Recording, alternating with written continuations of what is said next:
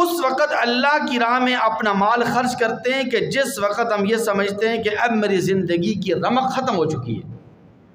میرا ابھی اینڈ ہونے والا ہے، اور موت کے وقت یا موت کے قریب جا کر، بڑھاپے میں جا کر اللہ کی راہ میں اپنا مال خرچ کرتے ہیں۔ حالانکہ نبی کریم صلی اللہ علیہ وسلم نے فرمایا کہ ایک شخص صحت کے ہوتے ہوئے، نعمت کے ہوتے ہوئے اپنی پوری زندگی میں مال نہیں خرچ کرتا، حتیٰ اذا بلغت الحلقوم، یہاں تک کہ موت اس کی آنکھوں کے سامنے آ چکی ہوتی ہے، روح اس کی حلق تک پہنچ چکی ہوتی ہے، اور موت کو اپنی آنکھوں کے سامنے دیکھ رہا ہوتا ہے، اور اس وقت وہ کہتا ہے کہ قلت لفلان کذا ولفلان کذا وقد کان لفلان، کہ بھئی اتنا اس کو دے دینا، میرے بعد اتنا اس کو دے دینا، اتنا فلاں جگہ پر خرچ کر دینا، اتنا اللہ کی راہ میں خرچ کر دینا، اتنا فلاں مسجد میں دے دینا، اتنا فلاں ادارے میں دے دینا، وقد کان لفلان، حالانکہ وہ فلاں کا ہو چکا ہے، اب تو موت ہے تیری، چند لمحوں کے بعد تیری روح قبض ہو جائے گی، یہ مال کسی اور کا ہو جائے گا، اب تو تیرا اس میں کوئی اختیاری باقی نہیں رہا۔ اور آپ علیہ السلام نے فرمایا کہ جو شخص صحت کی حالت میں اپنی زندگی میں 1 درہم اللہ کی راہ میں خرچ کرتا ہے، 1 درہم، حدیث مبارکہ کے الفاظ ہیں لَأَن يَتَصَدَّقَ الْمَرْءُ فِي حَيَاتِهِ بِدِرْهَمٍ خَيْرٌ لَهُ مِنْ أَن يَتَصَدَّقَ بِمِئَةٍ عِنْدَ مَوْتِهِ، کہ صحت کی حالت میں، زندگی میں صحت کے ہوتے ہوئے 1 درہم اللہ کی راہ میں خرچ کرنا یہ بہتر ہے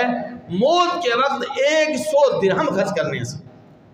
ایک آدمی موت کے وقت 100 درہم اللہ کی راہ میں خرچ کر رہا ہے، اور ایک آدمی اپنی صحت میں، تندرستی کی حالت میں، جوانی میں، شباب میں 1 درہم اللہ کی راہ میں خرچ کرتا ہے، تو یہ 1 درہم صحت کی حالت میں خرچ کرنے والا موت کے وقت 100 درہم خرچ کرنے والے سے بہتر ہے اور افضل ہے۔ اللہ تعالیٰ اس کو زیادہ اجر و ثواب عطا فرمائے۔ دوسری بات یہ کہ اکثر لوگ یہ دیکھتے ہوئے، یہ کہتے ہوئے نظر آتے ہیں کہ بھئی ہم کیا کریں، کس کو صدقہ دیں، کس کو خیرات دیں،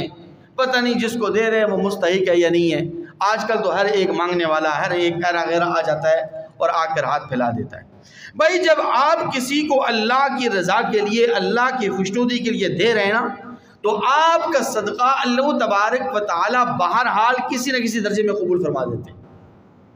بخاری شریف کی حدیث ہے، مسلم میں بھی حدیث موجود ہے، متفقن علیہ روایت ہے۔ آپ علیہ السلام نے فرمایا کہ بنی اسرائیل میں ایک شخص تھا، اور اس نے رات کے وقت سوچا کہ مجھے اب اپنا مال اللہ کی راہ میں صدقات و خیرات کرنا چاہیے، تو اس نے پہلی رات اللہ کی راہ میں صدقہ دیا۔ صبح اٹھ کے پتہ چلا کہ جس کو اس نے اپنا صدقات و خیرات دیا تھا وہ تو چور تھا، وہ تو بہت بڑا ڈاکو تھا، وہ چوری کرنے والا تھا، اور چور کے ہاتھ میں اس نے صدقہ دے دیا۔ تو صبح لوگوں میں بات پھیل گئی، لوگوں نے کہا کہ بھئی آج رات کو ایک چور کو صدقہ دیا گیا، ایک چور کو خیرات دے دی گئی۔ تو وہ شخص اللہ تبارک و تعالیٰ کی طرف متوجہ ہوا اور عرض کرنے لگا اللہم لک الحمد، یا ربا تمام تعریفیں تیرے لیے، میں نے تو تیری رضا، تیری خوشنودی کے لیے صدقہ دیا، غلطی سے اتفاقاً چور کے ہاتھ میں چلا گیا۔ تو اس نے ارادہ کیا، نیت کی کہ آج رات میں دوبارہ اللہ کی راہ میں صدقہ و خیرات کا اہتمام کروں۔ دوسرے رات اور دوسرے دن اس نے پھر صدقہ دیا، اور وہ صدقہ کسی زانیہ عورت کے ہاتھ لگ گیا، یعنی وہ زانیہ عورت کو دے دیا اس نے۔ صبح پھر جمع ہو گئی، شروع ہو گئی لوگوں کے درمیان، لوگوں نے کہنا شروع کر دیا کہ آج رات تو ایک زانیہ عورت کو صدقہ و خیرات دے دیا گیا۔ وہ شخص پھر پریشان اور کہنے لگا اللہم لک الحمد، یا ربا تمام تعریفیں تیرے لیے، لیکن اس نے کہا کہ یا ربا میں آج رات پھر تیری رضا، تیری خوشنودی کے لیے صدقات و خیرات کا اہتمام کروں۔ تیسرے دن پھر اس نے جب صدقہ دیا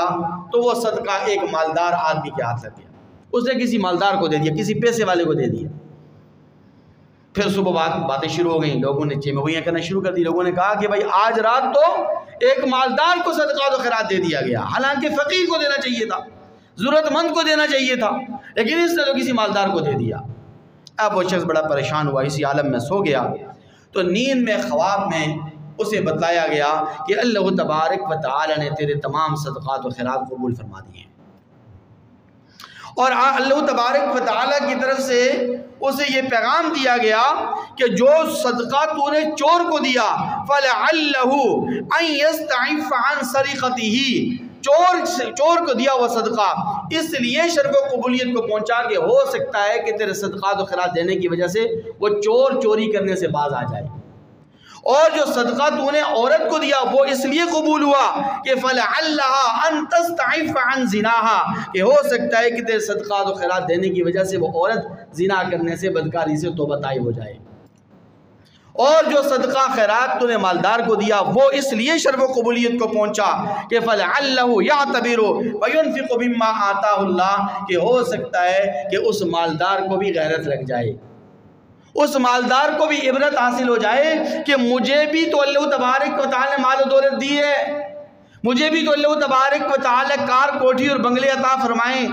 مجھے بھی تو اللہ تبارک و تعالی نے عہدہ اور منصب عطا فرمایا ہے، میری سیلری بھی تو لاکھوں کے اندر ہے، مجھے بھی اللہ تبارک و تعالی کے راستے میں خرچ کرنا چاہیے۔ تو اللہ تبارک و تعالی نے تیرے تینوں صدقات کو شرف قبولیت عطا فرما دی۔ تو اس لیے یہ سوچ کر کہ میں صدقات و خیرات دے رہا ہوں، پتہ نہیں مستحق تک پہنچ نہیں پہنچ رہا، لیکن یاد رکھیں، ایک بات یاد رکھیں کہ یہ نفلی صدقات کے متعلق ہے یہ بات، کہ نفلی صدقات اگر آپ کسی کو دیں تو اگلا مستحق ہو یا نہ ہو آپ کا صدقہ قبول ہو جاتا ہے، لیکن جو واجب صدقات ہیں جیسے زکوٰۃ ہے اور نذر و منت کے صدقات ہیں، جو واجب صدقات ہیں، جب تک وہ مستحق تک نہ پہنچے اس وقت تک وہ شرف قبولیت کو نہیں پہنچے۔